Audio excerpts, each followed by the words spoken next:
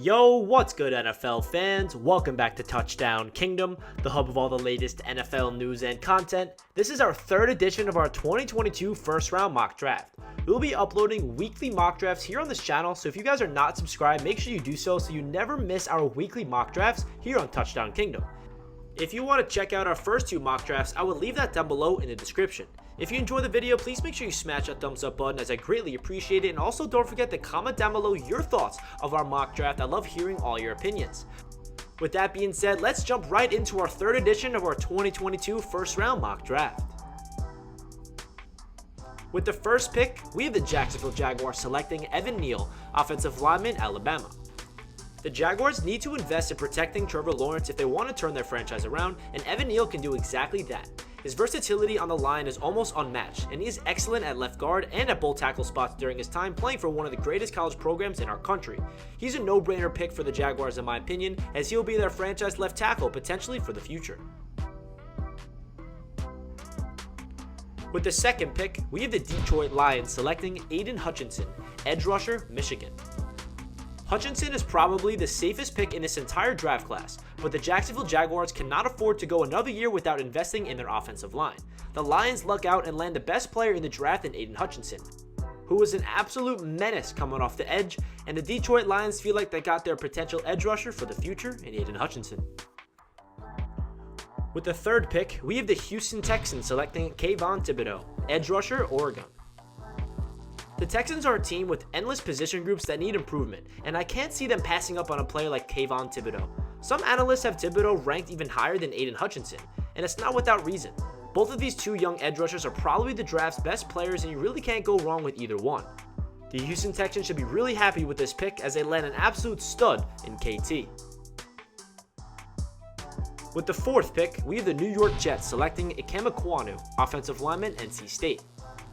The Jets need better protection for Zach Wilson, and some analysts out there believe that Ekwonu is right there with Evan Neal when it comes to the best offensive lineman in this entire draft class. Ekwonu would be a day one starter for the Jets and is versatile enough to play both guard and tackle, adding him to a crazy young nucleus of the New York Jets on their offensive line with Elijah Vera-Tucker and Mekhi Becton.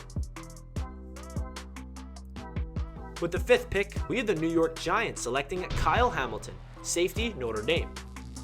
The Giants have more than a few needs that should be tackled this offseason, but one of those needs is a lack of a playmaker on defense. Kyle Hamilton looks like the real deal. He's incredibly versatile as a safety, and he's just as good as being used as a run stopper in the box as he is in coverage as a true safety. Thought as a generational type talent by many, the Giants land a true stud in Kyle Hamilton who will lock down their secondary for years to come. With the sixth pick, we have the Carolina Panthers selecting Trevor Penning, offensive lineman, Northern Iowa. Some may think this is a little early for Trevor Penning to be drafted, but he has immense size plus great athleticism, and I truly believe after the NFL Draft Combine, he's going to be shooting up a bunch of draft boards. The Panthers are in desperate need of cleaning up their offensive line, and Penning makes a lot of sense for Carolina. With the seventh pick, we have the New York Giants selecting Charles Cross, offensive lineman, Mississippi State. The Giants are back on the board, and this time looking to protect Daniel Jones, who for now is still the franchise guy in New York. Charles Cross is ranked among the top of the offensive linemen in this entire draft class and will be a valuable addition to a Giants offensive line that needs help. The Giants will feel like they have two franchise tackles in Andrew Thomas and Charles Cross. With the eighth pick, we have the Atlanta Falcons selecting Jermaine Johnson, edge rusher, Florida State. The Falcons' defense was largely unable to generate much of a pass rush at all this past year, and Jermaine Johnson has been flying up draft boards ever since he impressed during Senior Bowl week. The Falcons have a few other options at edge here, but Johnson makes the most sense in my eyes. He might very well be the best edge rusher in this draft class outside of Hutchinson and Thibodeaux. With the ninth pick, we have the Denver Broncos selecting Malik Willis, quarterback, Liberty. The Broncos are certainly going to be one of the many teams interested in the numerous free agent quarterbacks that are available this offseason. But if the Broncos cannot go sign a guy like Aaron Rodgers or Russell Wilson, they will need to look at drafting their new quarterback one in this year's draft class. Malik Willis is a versatile playmaking quarterback that can definitely work out at the next level with a bit of coaching up and playmakers around him. With the 10th pick, we have the New York Jets selecting Drake London, wide receiver, USC. The Jets are going to be in the market for some additional weapons for Zach Wilson to play with this offseason. Corey Davis didn't necessarily pan out as expected in year 1 with the Jets, but rookie Elijah Moore was thriving by midseason. Drake London is a 6'5" vertical beast who is also great after the catch. He could be the player that finally ignites the Jets offense and brings it to full force. With the 11th pick, we have the Washington Commanders selecting Kenyon Green, offensive lineman, Texas A&M. The Washington Commanders should definitely look to bolster up their offensive line this offseason, especially with the potential departure of Brandon Scherff in free agency. Kenyon Green would be an easy day one replacement for Scherff, and it will definitely solidify this position for at least another few years. With the 12th pick, we have the Minnesota Vikings selecting Sauce Gardner, cornerback, Cincinnati. Sauce Gardner is truly a phenomenal prospect at the cornerback position. He absolutely balled out during his time in college, and many analysts have him ranked as the top cornerback in this entire draft class. He'll most likely be the best player in the secondary regardless of what team he lands on, and I feel like the Vikings get a steal here at 12 in Sauce Gardner. With the 13th pick, we have the Cleveland Browns selecting Garrett Wilson, wide receiver, Ohio State.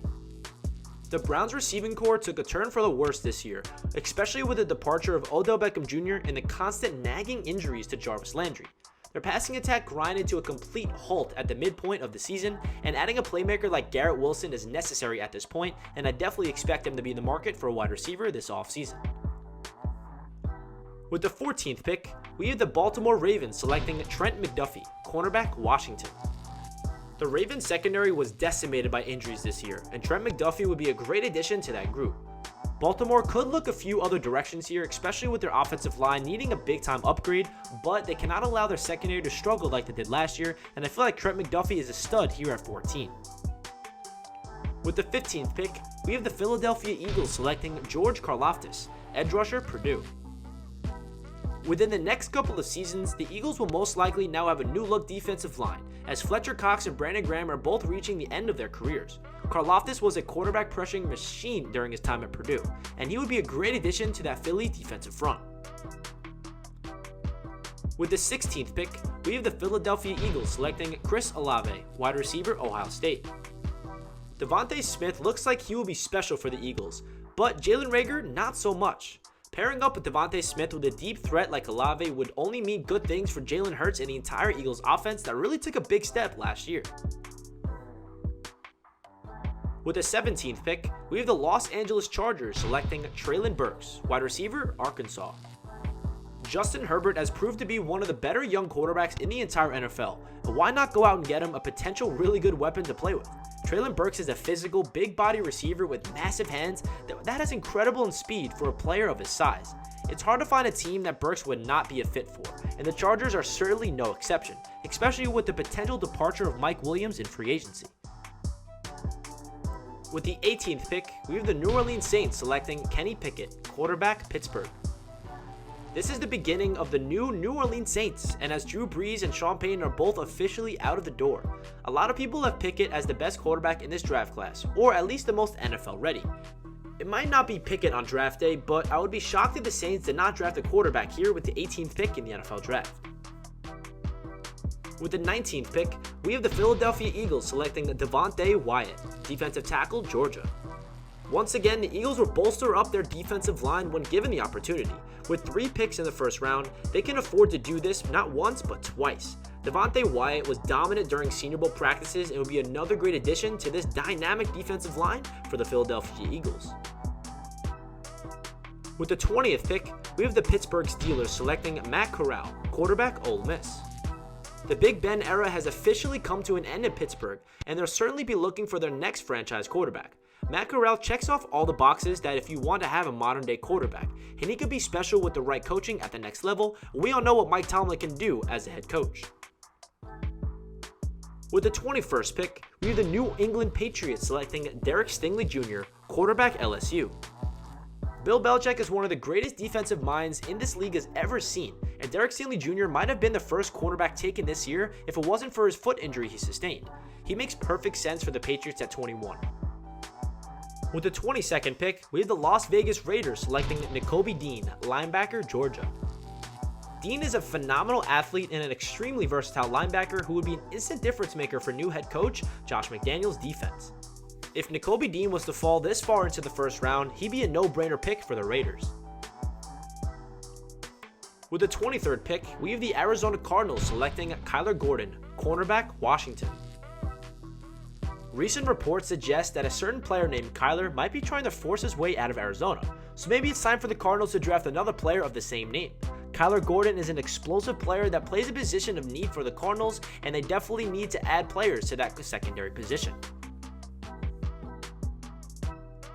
With the 24th pick, we have the Dallas Cowboys selecting Kirby Joseph, safety, Illinois. The Cowboys are going to have to put up a lot of work into the safety position this offseason, as 4 of their safeties are currently out of contract. Kirby Joseph could be an exciting addition to one of the most dynamic young defenses in the NFL. With the 25th pick, we have the Buffalo Bills selecting Daxton Hill, defensive back, Michigan. Daxton Hill to the Buffalo Bills could make sense if they're trying to add to their best position group in that secondary. Daxton Hill is a very versatile player that can play both at the cornerback position or safety, and if you look at the depth chart for the Buffalo Bills, he'd be in a crazy room. It could be possibly the best passing defense in the entire NFL with this addition. With the 26th pick, we have the Tennessee Titans selecting Tyler Linderbaum, center, Iowa. Linderbaum is the exact type of gritty offensive lineman that the Titans love, and Tyler Linderbaum is a dominant center that specializes in downfield run blocking, and picturing him leading the charge in front of Derrick Henry is truly a scary sight. With the 27th pick, we have the Tampa Bay Buccaneers selecting Jameson Williams, wide receiver, Alabama. Chris Godwin is most likely gone in free agency, and although the Buccaneers might look to draft a quarterback after the retirement of Tom Brady, Jameson Williams also makes a lot of sense. Before tearing his ACL in the national championship game, he was universally thought as the best wide receiver in this entire draft class, and he should eventually be balling out for whichever team drafts him in the future. With the 28th pick, we have the Green Bay Packers selecting Boye Mafe, edge rusher, Minnesota. Boye Mafe is the definition of an explosive player. He has incredible burst off the line of scrimmage and put on a show during the Senior Bowl. He would be a great addition to the Packers' defensive front. With the 29th pick, we have the Miami Dolphins selecting Bernhard Raimann, offensive lineman, Central Michigan. Bernhard Raimann is not as polished as some of the other offensive linemen in this draft class, but his immense size and quickness gives him elite potential. With the 30th pick, we have the Kansas City Chiefs selecting Trayvon Walker, defensive lineman, Georgia.